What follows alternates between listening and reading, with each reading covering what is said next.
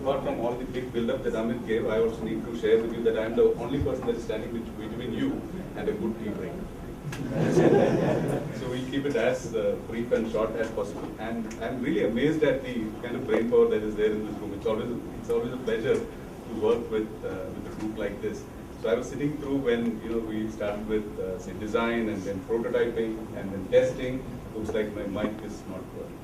Do I need a mic? Am I audible at the back of the room? I want this chair just in case. Okay. Is this better? Wow. Okay. Okay. So from design to prototyping to CSR's testing, what I thought we'll do in the next say 5 to 7 minutes, and after that we'll really see whether we can do some questions as well, is to see how do we put this on a network, how do we take this to customers, take this to the market, what are the challenges there, how do we go global. So that's what I wanted to cover as part of my part of the discussion. I actually have more questions than answers, so please pardon me if I ask you a couple of things from my side as well. Joy, by the way, all the audience startups, so that perspective, how do they reach out and how do they do it? Wonderful. Okay. So with our experience of M2M, machine to machine, and IoT globally, we find that these are the typical verticals where most of the products and solutions lie. So my first question is, does this cover everything?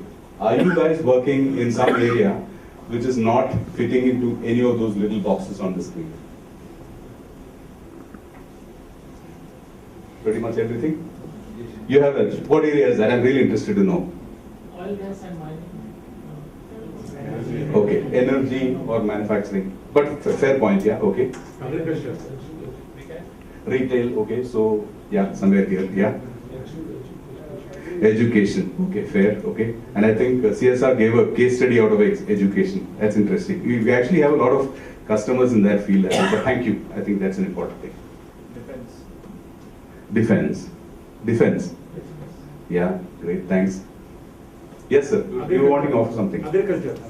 Agriculture. Yeah, you're right. Absolutely right. So I'll put these 2 or 3 things on board. Please.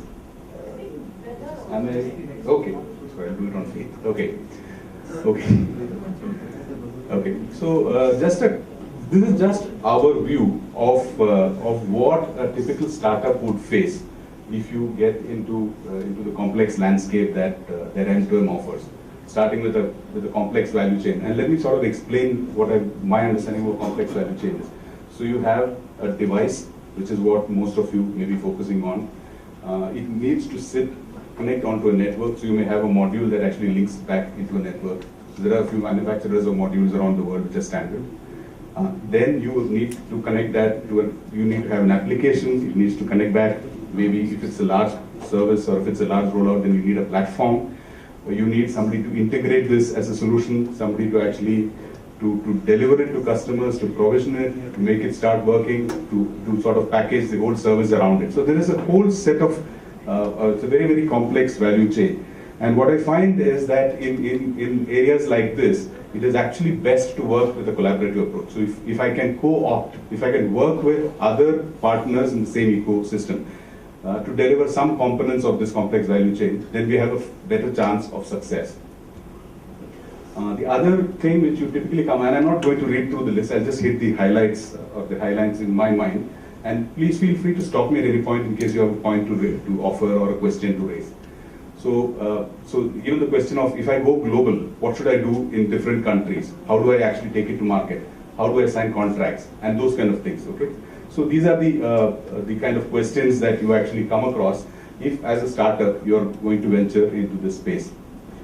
One point which I thought I'll just touch upon here is finally it also comes with a significant investment in IT.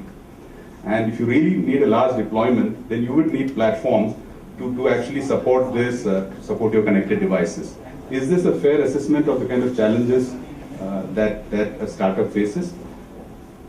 Or is it a very, very high level view and there are actually more granular stuff that we need to deal with?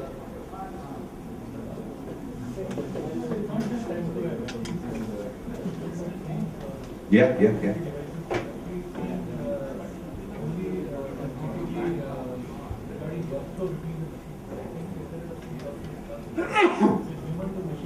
Absolutely, yeah. Human to machine or machine to systems, yeah, right? And sometimes the things that you interface with, in a typical end-to-end scenario, you're actually dealing with some level of intelligence at the far end as well. In an IoT kind of scenario, you might even be dealing with, say, a can of soda sitting in a cooler where you scan the barcode and that forms an input to your IoT. IoT is more contextual. You actually deal with the position, the ambient temperature or the time of day or the location and things like that, right? Fair point, yeah. So you're right. So it goes much beyond, but as a telco, I typically come with a plumber's mindset. How do I put in place the pipes which actually flow the data from point A to point B? And how do I ensure that this can scale globally is where I was actually coming from. But thank you for bringing up the point. Anything else that you would like to offer before I sort of move on? Yes, sir. From a telco perspective, Yeah. M2M or IoT space has very different data requirements. So some devices would require granularity of a couple of seconds and more reliability. Yeah. And that also affects the costing. Yes. So today, when we go to Vodafone or to Airtel, we don't have that. Okay. Which is an issue for us because Okay. if we don't get the right tariff, then we can't charge the right things. Absolutely. Fair point. So what you're saying is telcos typically look at the number of bytes or kilobytes of data that you send, whereas in actual terms, connectivity is not just that, because you'll be sending maybe very, very small packets. Fair point. So we do have a solution for that, but then since I'm not pitching Vodafone explicitly, I will pitch it to you. Sure. After the session is done. By the way, one here is that we are finding that telco players in India are not, their data plan is geared towards web browsing. Yes. And there are some technical challenges we are finding in interoperability and making things work. And IoT, we are not doing web browsing, we are not sending HTTP programs. Absolutely, yeah. Yes. Again, side point, right? I think you amplified the point that my friend did. Because Yeah. it's so complicated, we found out. Yes. So you're actually forcing me to do my pitch. Okay, so here is my 2-minute pitch. Or I'll keep that for the last. But let's go on. Just a couple more slides with me, and then we're done. Okay. That's right. Okay, since this is so point taken. If I don't address this before the 10 minutes are over, please bring this up again. I will address this. Okay. And how do we support? Or let me give you a glimpse of what we do in Vodafone is that we actually provide you a platform that allows you to control your end devices. You have visibility of the SIM card in each device, whether it is 10 or whether it is in millions across countries.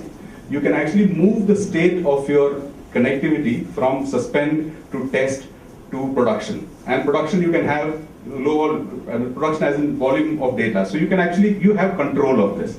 That is short answer.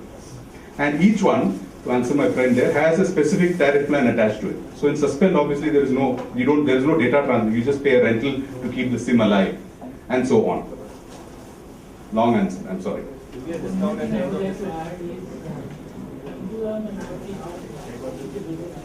Oh, I'm so sorry. Yeah. Yes.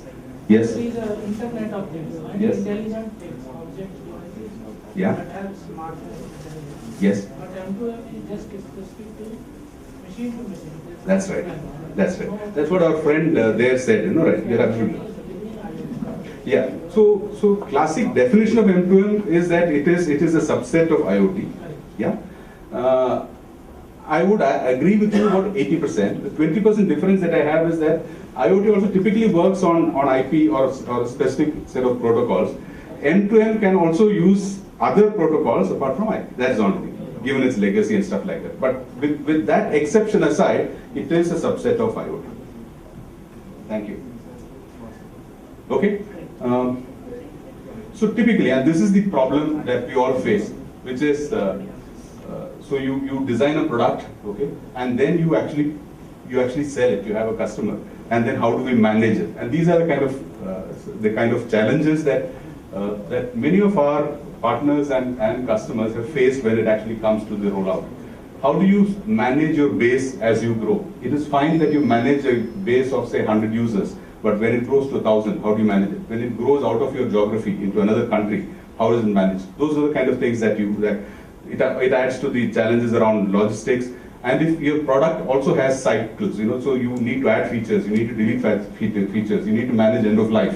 How do you do all that? Those are the kind of conundrums that you typically face when you actually get out of the garage into the real world, start selling, and have a business that has started growing. Okay, so it's important that we think about these things also at a time when we are actually conceptualizing the product and the partners that we work with. Thank you. So just a couple of slides. I'm more or less done with whatever I wanted to share on the kind of challenges and the opportunities that exist in the market.